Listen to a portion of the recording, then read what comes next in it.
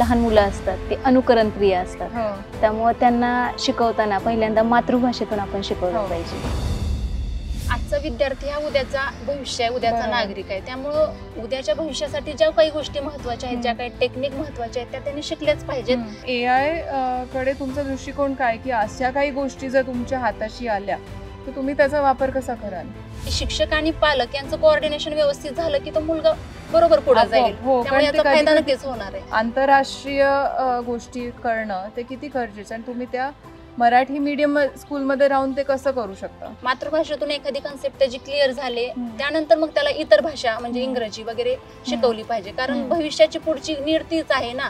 जेव्हा आपण यशाकडे बघतो सक्सेस, की तुम्हाला पाहिजे की सगळ्या स्टुडंट्सनी यशस्वी व्हावं, त्याच्यामध्ये इंग्लिश बोलायला जमतं म्हणजे यशस्वी असतं का?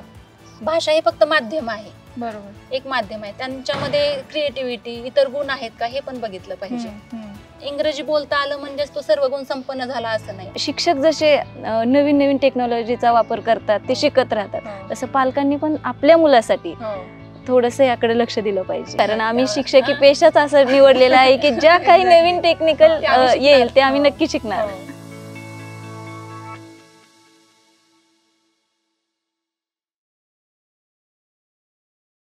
आज आपण इथे बसलोय आणि सकाळपासून आम्ही सगळे वेगवेगळ्या मुलांची मुलाखती घेतोय आणि वेगवेगळे विषय समजून घेण्याचा प्रयत्न करतोय आणि खरंच मला खूप छान वाटतं की सगळे शिक्षक एवढी मेहनत घेत आहेत वेगवेगळ्या गोष्टी शिकवण्यामध्ये.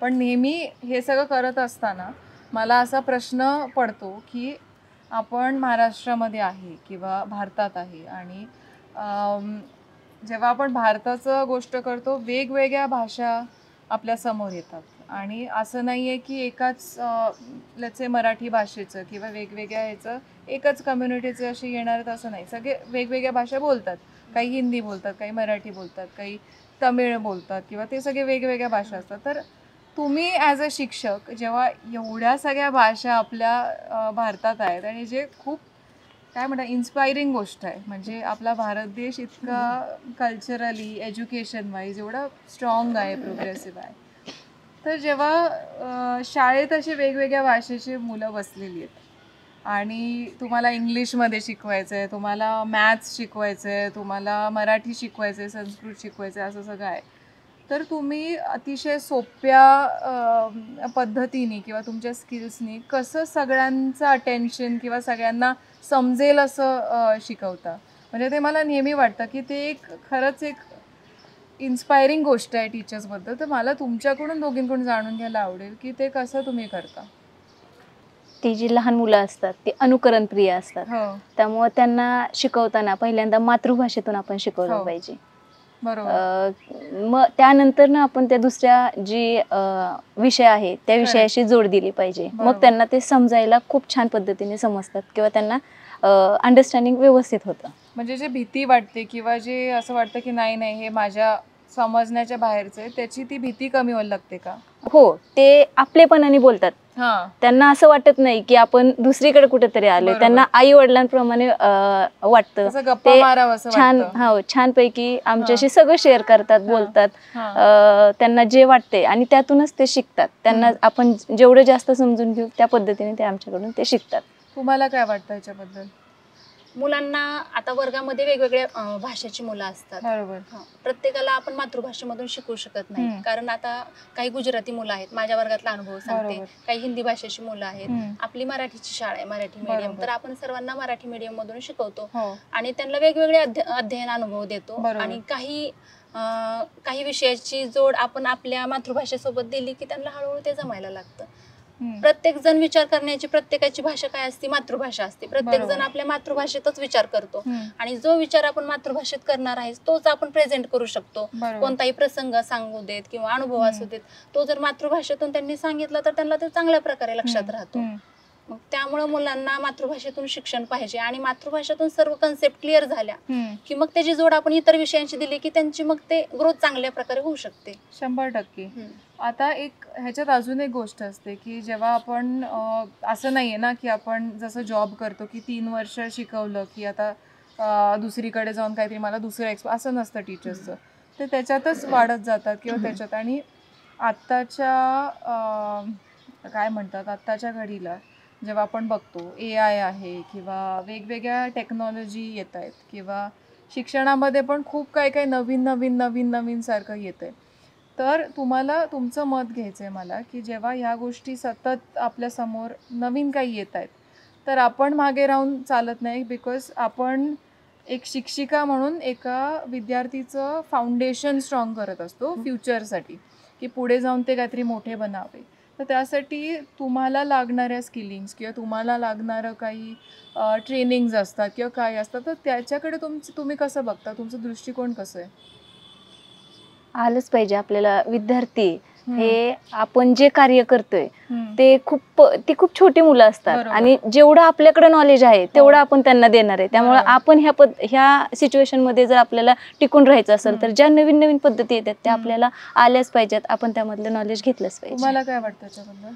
आजचा विद्यार्थी हा उद्याचा भविष्य आहे, उद्याचा नागरिक आहे. त्यामुळं उद्याच्या भविष्यासाठी ज्या काही गोष्टी महत्वाच्या आहेत, ज्या काही टेक्निक महत्वाच्या आहेत त्या त्यांनी शिकल्याच पाहिजेत आणि सुरुवातीला त्या शिक्षकांनी शिकून घेतल्या पाहिजेत. AI असेल किंवा इतर ट्रेनिंग असेल, जे काही असतील गोष्टी ते शिक्षकांनी समजून घेतल्या पाहिजेत, शिकल्या पाहिजेत आणि मुलांना त्यांना समजेल अशा भाषेत शिकवल्या पाहिजेत की जेणेकरून ते पुढच्या भविष्यासाठी तयार राहतील. कारण मी आता सध्या आम्ही जेव्हा एक मायलिन म्हणून टीम आहे त्यांच्याबरोबर आम्ही पार्टनर करत होतो, तर तेव्हा पण मला एक गोष्ट त्यांची फार आवडली की त्यांनी काय केलंय की जेव्हा आपण वेगवेगळ्या गोष्टी आता घडत आहेत किंवा ज्या गोष्टी पुढे आपल्याला ॲडव्हान्समेंट येत आहे टेक्नॉलॉजीमध्ये किंवा काय, त्याच्यामध्ये जसं तुम्ही पहिलाच शब्द जो मांडला की मातृभाषेमध्ये मुलांनी शिकलंच पाहिजे आणि मग पुढचे जे काय असतील तर त्याच्यात कम्फर्टेबल व्हायला पाहिजे. तर मायलिन असं करतं की मराठी भाषेमध्ये आपण AI ॲप जो डेव्हलप केला आहे त्याच्यामध्ये टीचर्सला ते हेल्प करतं ॲज अ पार्टनर किंवा ॲज अ फ्रेंड, की ह्या लहान मुलाकडे ह्या गोष्टीसाठी त्यांनी लक्ष दिलं पाहिजे किंवा आई वडिलांना ह्या गोष्टीबद्दल त्यांनी थोडं अजून हे केलं पाहिजे. तर ती गोष्ट मला मायलिनची फार आवडते आणि तुम्ही ते करता. तर AI कडे जर बघायचं झालं तर AI कडे तुमचा दृष्टिकोन काय, की अशा काही गोष्टी जर तुमच्या हाताशी आल्या तर तुम्ही त्याचा वापर कसा कराल? वर्गामध्ये साधारणतः 40 तरी मुलं असतात, बरोबर. आता प्रत्येक मुलांचं आपण डेली ऑब्झर्वेशन नाही करू शकत, बरोबर.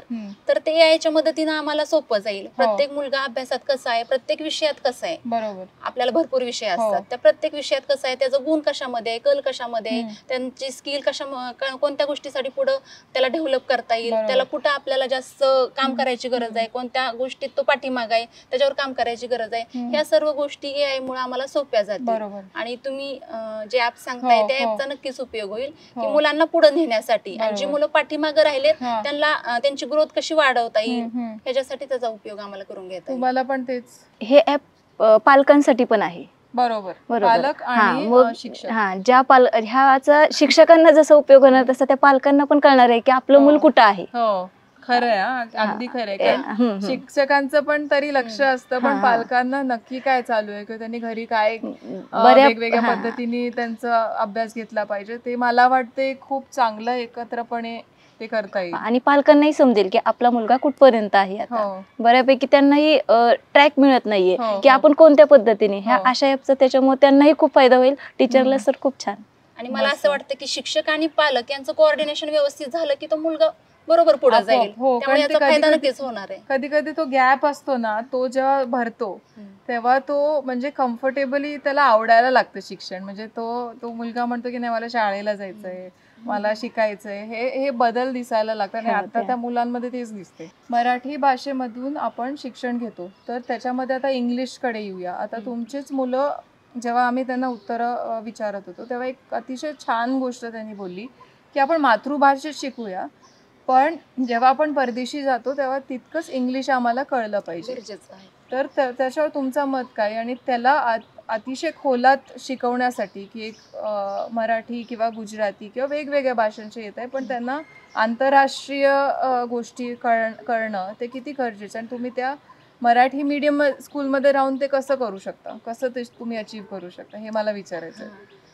पहिल्यांदा जो विद्यार्थी आहे त्याची भाषा मातृभाषा आहे, मातृभाषेतून शिक्षण घेते. जे काही आपण अध्ययन अनुभव देतोय मुलांना, शिकवतोय, जे काही कन्सेप्ट आपण त्यांच्या क्लिअर करण्याचा प्रयत्न करतोय त्या सर्व मातृभाषेतून केल्या पाहिजे. मातृभाषेतून एखादी कन्सेप्ट त्याची क्लिअर झाले त्यानंतर मग त्याला इतर भाषा म्हणजे इंग्रजी वगैरे शिकवली पाहिजे. कारण भविष्याची पुढची नीड तीच आहे ना. कारण त्यांना मुलांना त्यांची स्वप्न वेगवेगळी आहेत, तर त्यांना इंग्रजी भाषेमधून करिअर करायचंय, त्याच्या दृष्टीने त्यांना तयार केलं पाहिजे.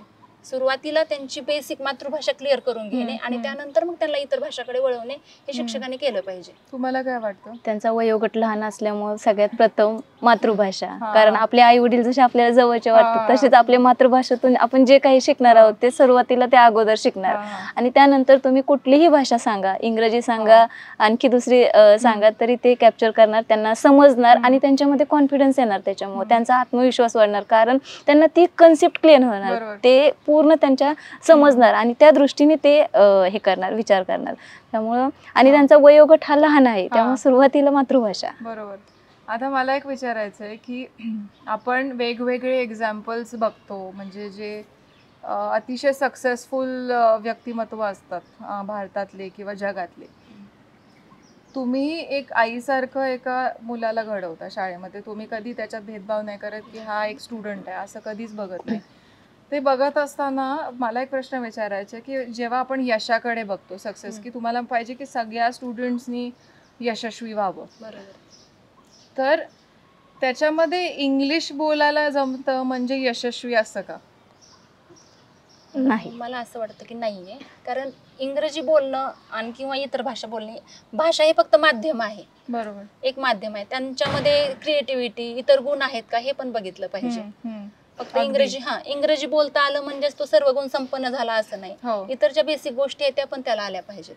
बरोबर. एक लाईफ स्किल्स असतात किंवा त्या वेगवेगळ्या गोष्टी असतात, त्या मला वाटते घडवत जातात. बिकॉज ते प्रॅक्टिकल एक्सपिरियन्सेस जे शाळेत शिकायला मिळतात वेगवेगळ्या गोष्टींमध्ये, त्याच्यातूनच ते डिसिजन मेकिंग त्यांचं किंवा कम्युनिकेशन, एखादी अडचण आली, समस्या आली तर ती कशा प्रकारे टॅकल केली पाहिजे हे पण त्यांना कळलं पाहिजे ना. बरोबर. तर ह्या म्हणजे ज्या बिहेवियरल पॅटर्न्स असतात किंवा नुसतंच मॅथ्स, इंग्लिश किंवा वेगवेगळे विषय नाही, पण एक प्रॉब्लेम सॉल्विंग, कम्युनिकेशन स्किल्स किंवा अडॅप्टिव्ह कसं राहायचं, जसं टेक्नॉलॉजी तुम्ही बोलत, त्या तितक्याच महत्त्वाच्या आहेत का? हो. आणि त्याच्यात तुम्ही इथे शाळेमध्ये काय काय करता त्याच्यामध्ये ते त्यांना शिकू म्हणून? वेगवेगळ्या टेक्निकल गोष्टी आहेत त्या आम्ही मुलांना शिकवतोय. त्याबरोबर आम्ही शाळेमध्ये प्रकल्प आधारित पद्धत घेतो. म्हणजे एखादी विषय आहे तर सर्व गोष्टींना त्याचा विचार करणे, सर्व विषयाची त्याची जोडणे आणि त्याचा अभ्यास घेणे, असं आम्ही शाळेत सध्या घेतोय. आणि आताच सांगायचं तर आम्ही शाळेमध्ये, आता हा माझ्या शाळेचा विषय मी सांगते, आता आम्ही प्रकल्प राबवतोय. म्हणजे प्रत्येक वर्षी प्रकल्प असतो आमचा. मूल्य शिक्षण हा प्रकल्प राबवतोय. मूल्य शिक्षणामध्ये वेगवेगळी मूल्य मुलामध्ये रुजतायत हे बघतोय. मग त्यामध्ये वक्तशीरपणा आला, नीटनेटकेपणा, सौजन्यशीलता, संवेदनशीलता. म्हणजे मुलांनी फक्त अभ्यास करणे हेच महत्वाचं नाही, पण इतर गोष्टी पण आहेत का, समाजामध्ये राहताना तो कसा वागतोय, इतरांशी कसा बोलतोय, आदराने राहतोय का, नम्र राहतोय का, ह्या पण गोष्टी त्याला महत्वाच्या असतात. तर आम्ही त्याच्यावर काम करतोय. आता ही कालचंच उदाहरण सांगते. आमच्या शाळेमध्ये काल आम्ही मूकबधीर व मतिमंद मुलांची शाळा या ठिकाणी आम्ही राखी बांधण्यासाठी गेलो होतो. तर तेथील मुले पाहून मुलांना लगेच त्यांच्यामध्ये संवेदनशीलता हा गुण लगेच त्यांच्यामध्ये विकसित झाला हे आम्हाला दिसून आलं. आम्ही गेली 3 महिने झाले त्याच्यावर काम करतोय आणि तो गुण त्यांच्यात विकसित झाला हे आम्हाला जाणवलं की अरे आपण ज्याच्यावर काम करतोय काही अर्थी तरी मुलांमध्ये ते दिसून येते. म्हणजे ज्या गोष्टी अभ्यासाबरोबर इतर गोष्टीचाही सांगड त्याच्याशी घातली पाहिजे. प्रकल्प आधारित शिक्षण पद्धती झालं, त्यानंतर नवीन टेक्निकल गोष्टी झालं, किंवा एखादी समस्या देणे आणि ती समस्या तुम्ही कशा प्रकारे सॉल्व्ह करणार असे वेगवेगळे टास्क देणे, याद्वारे पण मुलांचं अभ्यास शिक्षण घेतलं पाहिजे असं वाटतं. त्यासाठी त्यांना ई लर्निंगचा वापर करतोय, टीव्हीचा वापर, वेगवेगळे व्हिडिओ दाखवतोय, वेगवेगळे नाट्यकरण करतोय, की त्यांना फक्त वाचून नाही सांगायचं, तर त्यांना प्रत्यक्ष ते अनुभवायला मिळालं पाहिजे आणि त्याच्यातून त्यांच्यामध्ये जास्त इफेक्ट मी ते जाणवलं की एक्सपिरियन्स जो त्यांनी शेअर केला की आमचे टीचर्स जर आम्हाला काही गोष्ट समजत नसेल, हे त्यांचे वर्ड्स आहेत, तर ते आम्हाला दाखवतात की असं तुम्ही व्हिज्युअलाइज करा किंवा हे असं दिसतं, किंवा आता मराठी भाषेमध्ये त्यांना समजतं किंवा इंग्लिशचे काही कळत नाहीत कॉन्सेप्ट, तर ते म्हणतात की टीचर्स आम्हाला असे दाखवतात आणि मग आम्हाला लगेच समजून जातं. तर काही शाळांमध्ये मला असं वाटतं की त्याला थोडंसं म्हणतात नाही ही वाईट गोष्ट आहे किंवा याच्याकडे बघू नका. पण जर आपण बोललो की हे जे डूज अँड डोंट्स हे आहेत आणि तुम्ही ह्या पद्धतीने वापरा, तर ते पण तुमच्याकडून ऐकायला आवडेल की का ते इतकं महत्त्वाचं की हे डिजिटल सगळं होत आहे, त्याच्यामध्ये चांगल्या पद्धतीने पण ह्याचे वापर होऊ शकतात शिकण्यासाठी. तर तुम्ही कसं त्याच्याकडे बघता, जसं तुम्ही आता उदाहरण दिलं? मुलांना हे प्रत्यक्षरित्या समजतं. म्हणजे आपण फक्त त्यांना सांगितलं हे इथं हे असं करू नको तसं करू नको, त्यापेक्षा त्यांना जर एखाद्या नाट्यकरणातून सांगितलं, प्रत्यक्षरित्या टीव्हीवर दाखवून सांगितलं, आता गुड टच बॅड टच हे फक्त जर आपण त्यांना सांगितलं की असं करायचं, बाहेर असं होतं हे होतं, त्यांना ते समजत नाही. पण ऍक्च्युअल ज्यावेळेस बाहेरचा व्यक्ती येतो त्याबद्दल सांगतो, गोष्ट सांगतो, ज्यावेळेस पीपीटी द्वारे दाखवतो, त्यावेळेस जे मुलांना समजतं आणि त्यांना जो त्या ऐकण्यामध्ये पुढे काय होणार इंटरेस्ट असतो आणि ते कायमचं लक्षात राहतं, ते कधीही विसरत नाहीत ते. मग हे जर त्यांना प्रत्यक्षरित्या दिलं तर ते कायमचं लक्षात ठेवतात आणि तेच जास्त गरजेचे. तात्पुरतं देऊन चालणार नाही, त्यांना कंटिन्यू त्यांच्या म्हणजे कधीही त्यांना विचारलं तरी ते त्यांना सांगता आलं पाहिजे आणि तो त्यांच्यावर ते मूल्य रुजलं पाहिजे. खरंय. मला आता विचारायचं आहे की आपण ह्या सगळ्या गप्पा मारल्या, तुम्हाला एक मेसेज शाळेंना किंवा पालकांना असं काही द्यायचं आहे का ह्या पॉडकास्ट थ्रू, की जो खूप महत्त्वाचा आहे, एस्पेशली मराठी मीडियम स्कूल्स किंवा जे एज्युकेशन आहे किंवा पुढचं जे भविष्य आहे शाळेचं किंवा मुलांचं, तर त्याच्याबद्दल एक काही मेसेज दोघींना द्यायचा असेल तर तुम्ही नक्की द्या. जी मुलं आहेत त्यांना पहिल्यांदा मातृभाषेतून आपल्याला शिकवलं पाहिजे. इंग्रजीही तेवढंच गरजेचं आहे. दुसरी गोष्ट, फक्त शिक्षकांवर डिपेंड राहिलं नाही पाहिजे, पालकांनीही त्यासाठी थोडंफार पाहिलं पाहिजे कष्ट. आणि हे जे असे बाहेर शिक्षक जसे नवीन नवीन टेक्नॉलॉजीचा वापर करतात, ते शिकत राहतात, तसं पालकांनी पण आपल्या मुलासाठी थोडंसं याकडे लक्ष दिलं पाहिजे. नक्की. मला पटतं, ते खूप पटतं. तुम्ही काय म्हणाल? मला हे वाटतं की मातृभाषेतून शिक्षण तर मस्त दिलंच पाहिजे, कारण प्रत्येक विचार हा मातृभाषेतूनच येतो. आपण आठवलं लहानपणीचं तर आपल्याला जी आपल्या आजीनं मराठीत गोष्ट सांगितलेली आहे ते आपल्या आणखीन लक्षात आहे. पण तीच जर इंग्लिश मध्ये असेल तर मला तर वाटत नाही कोणाच्या लक्षात असेल. माझ्यात पण नाहीये, मला आठवतही नाही की लहानपणात मला कोणी इंग्लिश गोष्ट सांगितली होती. म्हणजे सांगितली असेल पण लक्षात नाही. जसं आपण मराठीतलं मातृभाषेतलं लक्षात ठेवतो तसं इतर भाषेतलं आपण लक्षात नाही ठेवू शकत. त्यामुळे मातृभाषेतून शिक्षण दिलं पाहिजे. प्लस त्याला पुढच्या भविष्याची गरज म्हणून इंग्रजीचं आधार तर असलाच पाहिजे, कारण त्याच्याशिवाय पुढचं मुलांचं भविष्य नाहीये. बरोबर. त्यामुळं मराठी बरोबर मातृभाषेबरोबर इंग्रजी शिक्षण तर पाहिजेच मुलांना. फक्त तो विषय असं एवढाही प्रतिष्ठेचा बनवून नाही की बाबा हा शेजारचा घातलाय मग मला पण, भले आपल्या घरात आपण इंग्रजी नसतो बोलत, आपल्याला काही येत नाही, पण आपण मात्र त्या मुलांवर बर्डन देतो. ते तसं नाही दिलं पाहिजे. पालकांचीच अपेक्षा असते की प्रतिष्ठेचा विषय आहे इंग्रजी विषय, इंग्लिश मिडियमला जातोय म्हणजे प्रतिष्ठेचा विषय, अपेक्षा असते. आणि काय असतं पालकांचं, हे माझ्या बाबतीत झालेलं नाही, झालं मग माझ्या मुलाला ते मिळालं पाहिजे असं स्वतःमध्येच असतं सुरू, की मुलाला बेस्ट दिलं पाहिजे. पण मला असं वाटतं की पालकांनी सर्व इच्छा मुलावर थापू नयेत, की समजा त्याच्यात कोणत्या क्षमता आहेत, त्याला ते इंग्लिश चांगल्या प्रकारे अडॅप्ट करता येतं का, त्याला मातृभाषेतून शिक्षण दिलं पाहिजे, ह्या गोष्टी पण बघितल्या पाहिजेत. प्रतिष्ठेसाठी किंवा अपेक्षेसाठी किंवा मला जे मिळालं नाही म्हणून ते मुलाला मिळावं या गोष्टी दूर सोडून मुलांचा पण विचार केला पाहिजे. त्यांचा कल कशामध्ये आहे, स्पोर्ट्स मध्ये आहे का इतर कोणत्या स्किल मध्ये आहे, हेही पाहिलं पाहिजे. आणि मातृभाषेतून शिक्षण तर दिलंच पाहिजे. की प्रत्येक पालकांनी आपल्या मुलाला जी गोष्ट मागेल ते लगेच न देता थोडीशी त्याची जाणीवही करून दिली पाहिजे. सगळ्यात महत्वाचं काय होते, अलीकडच्या मुलांना सगळं काही मिळाल्यामुळे त्यांना ते त्याची जाणीव राहत नाहीये. पालकांना नाही म्हणता आलं पाहिजे, हे महत्वाचं. की नाही म्हणलं की मग हे मुलांना काय वाटतं सर्व पालक देत आहेत, मुलं अशी स्ट्रगल अशी करतच नाहीत, प्रत्येक गोष्ट त्यांना रेडी मिळते. त्यामुळे पालकांना कुठं नाही म्हणलं पाहिजे, पालकांना समजलं पाहिजे. नाही अगदी. आणि मला असं जाणवलं सगळ्या ह्याच्यामध्ये की किती ह्या सगळ्या गोष्टी पण महत्त्वाच्या असतात शिक्षणाबरोबर. आणि तुम्ही आज एवढा वेळ दिला, मला तर वाटतं की अजून खूप सगळ्या मुलाखती इथे येऊन घेतल्या पाहिजे, कारण मीच नाही पण सगळ्या टीम मेंबर्सला इथे येऊन ज्या गोष्टी शिकायला मिळाल्यात किंवा ज्या समजल्यात त्या आणि त्याचा कॉन्ट्रास्ट पण आम्ही बघितलेला आहे. तर तो फरक तुम्हाला मी सांगितलाच बिहाइंड द सीन्स. छान वाटलं आणि तुम्ही एवढा वेळ दिला आज, ते आमच्यासाठी खूप मोठी गोष्ट आहे. So thank you.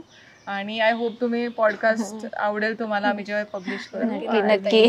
आम्हाला ही नवीन टेक्नॉलॉजी काय आहे तेही आम्हाला शिकवून घ्यायचं आणि त्याचा पुरेपूर फायदा आमच्या मुलांना करून घ्यायचा. कारण आम्ही शिक्षकी पेशाच असं निवडलेला आहे की ज्या काही नवीन टेक्निकल येईल ते आम्ही नक्की शिकणार. पण थँक्यू आणि छान वाटलं तुमच्याशी podcast. Thank you thank you so much. Thank you.